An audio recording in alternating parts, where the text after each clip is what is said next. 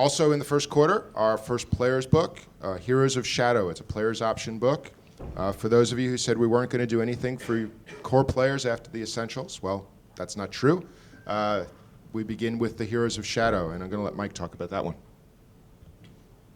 Yeah, so basically this is talks about Shadow. One of the things, it's New power source. yeah, with the new power source, and what you've seen before in the Assassin. We are actually the one of the things we're really trying to do with this book is incorporate more flavor and background into the text itself. So it's not just here are 300 new powers. We want to give a really nice framework for the Shadowfell and Shadow magic, the story behind it, what it means as your character to have embraced this power source. So there are powers and builds for the Shadow power source classes, but those tend to focus on giving Shadow options to existing character classes. There are also plenty of new feats and other options. So even if you're playing a fighter, if you are playing a fighter with a dark past who maybe dabbled in shadow magic or has some ancestry or some of the link to it, there are feats in here that you can select to build out your character in a really flavorful, vivid way. Really the important thing was not to just focus on the mechanics of a power and the mechanics of a feat, but to build the game world elements, the fictional, what's going on in the world of D&D when you take this feat? What does it say about your character? So it's really about giving you the full experience of D&D, both mechanics and story combined.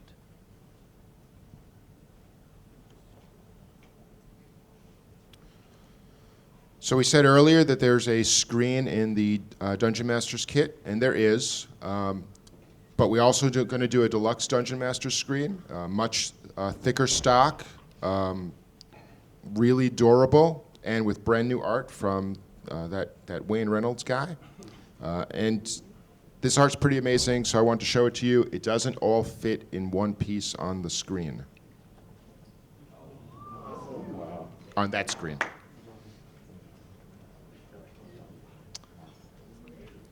The original of this is almost as long as this table. Not quite, but almost. And you'll see some of the characters that I mentioned from the novels are up here and from the new Dungeons & Dragons stories that we're doing. When are you going to let Reynolds sleep? John? Never. He doesn't sleep. Is the other side the same? The other side is all of the game tables. There are some slight modifications from the one in the DM kit. The one in the DM kit is for newer Dungeon Masters. It's kind of like a starter Dungeon Master screen. It's basically the same, but we made some tweaks. Yeah, this actually, we just finished up working it last week. Obviously, it has essentially any rules updates, like to the DCs for skill challenges, and there are also a few elements we've moved around, kind of having experience with 2 years of the game being out there. So I believe, and I know I'm going to get this wrong because we had some. There's like information on skill challenges, like number of successes and failures. There are also some other elements, just advice in general on running them there. So there are definitely changes to the content of that screen. So. In the second quarter, we have a brand new equipment book called Mordecanian's Magnificent Emporium. I'm going to let Mike talk about this one too because this is his outline idea. This is like one of the 3 books that I'm trying to work on all at once. So one of the things we did with this book, when I talked about for the Player's Option Shadow book, is really getting more into the story behind items and really taking a broader picture view. There are magic items, obviously, in this book. Each magic item now has a flavor of story that goes along with it. And it's not necessarily a story in the sense of like, here's a magic sword, and it went to school when it was 8, and it learned to be, and it got to +3, it graduated to +4. It's really about like, it's taking, hey, here's a suit of armor. Like I think one of the items, ironically, this is an item that doesn't appear in this book. It appears in Shadow, but there is one of the magic items is haunted armor. So it talks about how this is a suit of armor, and it's really battered and beaten, and you see like a small hole right above where your heart would be in this armor. It's like, okay, someone died in this armor, but now it's magical. Their sort of spirit, some essence of it lingers on in it. That's what makes it magical. Really bringing to life the item in the world of D&D, not just on your character sheet, but in terms of how is this item made? Where's it from? What's its story? It's also beyond magic items. There are also some new weapons here. There are also some new character options for characters who want to, like fighters who want to specialize in a type of weapon. There's some mechanics in here for that. So it's really a more broader-based approach to the concept of like shopping and gear than just magic items for each slot. So we try to take a bigger picture view and really integrate it into the world of D&D. You know, magic items. We're doing something new with magic items for the essentials, beginning with the essentials and moving forward. And we weren't going to talk about this, but I'm going to let Jeremy talk about that because I'm feeling generous today. Starting with the essentials next month, magic items are going to be grouped into 3 levels of rarity. They're going to be common items, uncommon items, and rare items. And we're doing this because we want to basically broaden the range of magic items that you see in the game. Rare items are going to be items that will be more spectacular than the magic items you typically see in our books. But these are also going to be, as the rarity type indicates, extremely rare. I mean, you're right. Yeah, it is likely a. Yeah, I will. Okay. I'm getting to that. He's excited. It is unlikely that a character would have more than one rare item. And what Bill was getting at is also a rare item is something that your character would not be able to create on his or her own. They're not going to be able to use the enchant magic item ritual to suddenly create a rare item. This is something they're going to find in an ancient tomb.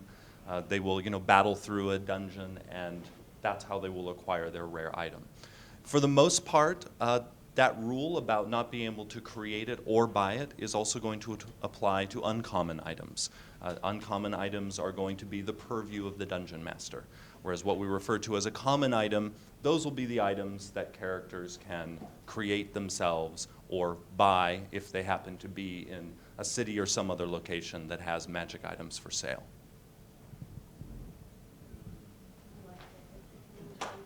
Heck yeah! I didn't want to be the first one. That's awesome. And we're doing that to give, as we said, the power back to the dungeon master when it comes to the high-end magic items, and also to let them be more part of the story, more part of the natural evolution of your campaign, and not the end result of a shopping trip.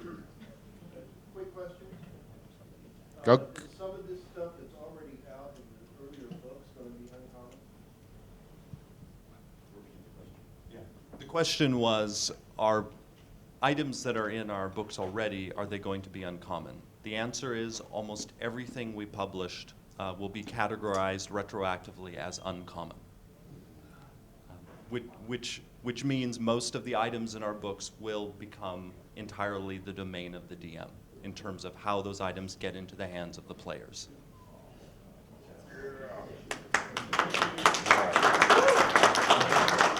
Power to the DM. DMs rejoice. To go along with the shadow theme of the earlier product, we've got the Shadowfell, which explores Gloomrot, the city, and beyond. This is a box set coming out in the second quarter. It's all about Shadowfell locations. It's got a small adventure in there, poster maps. It's just the era of box sets are back for us, and I think you're going to like what's in them. Yeah. Oh. You tease. Psych. No, Greg wants to talk about Shadowfell. There's one component I wanted to talk about in Shadowfell that I find fairly exciting, and that's a deck of cards called the Despair deck. This is a deck that you can introduce into your Shadowfell adventure. It's for the DM to give out to players that adds an element of gloom to their deck. It sort of has a Cthulhu-esque feel to it. You might have a madness card, or you might have a fear card, or an apathy card that affects your character, and then as you overcome that effect, you're going to gain some boon. So for the players, they have interesting role-playing hooks.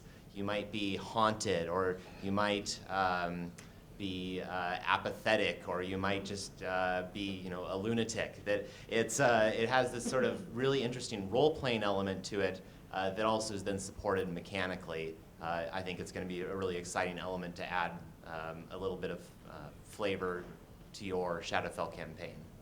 Are those meant to be mixed in with the fortune cards? No, this would be a separate component. You could use it in the Shadowfell. You could also use it if you were playing like a horror type game. You could separate the cards out specifically to go for the fear cards or just the madness cards.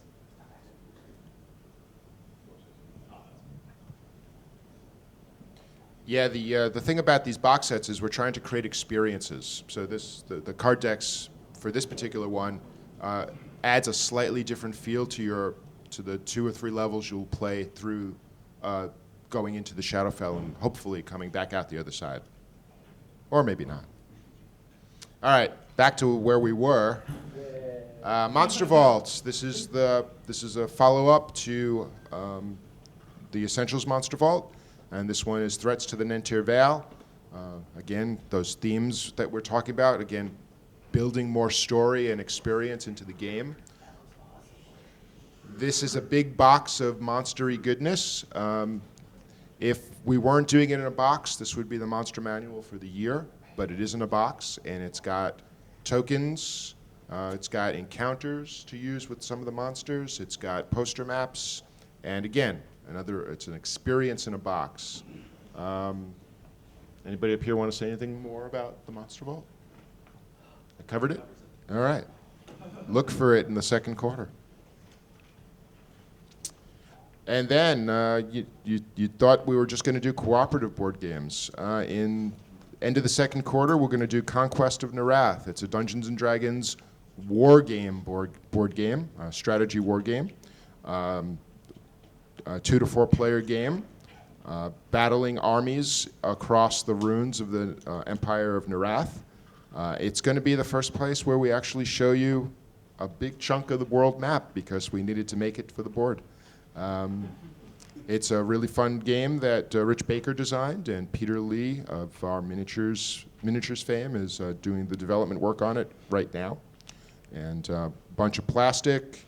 It's in the tradition of Axis and Allies and Risk. And I think it's a really fun game. It includes, in addition to your armies of skeletons or humans and dwarves, depending on which faction you're playing, it also has heroes, and those heroes can go into dungeons to get benefits for the armies. So it is truly a Dungeons & Dragons war game. In the third quarter, our next player's book, the Player's Handbook, Champions of the Heroic Tier. I'm going to let Mike talk about that.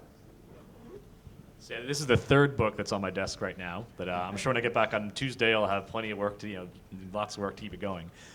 So the idea behind this is really to take a lot of different options that you could potentially have access to in the Heroic Tier.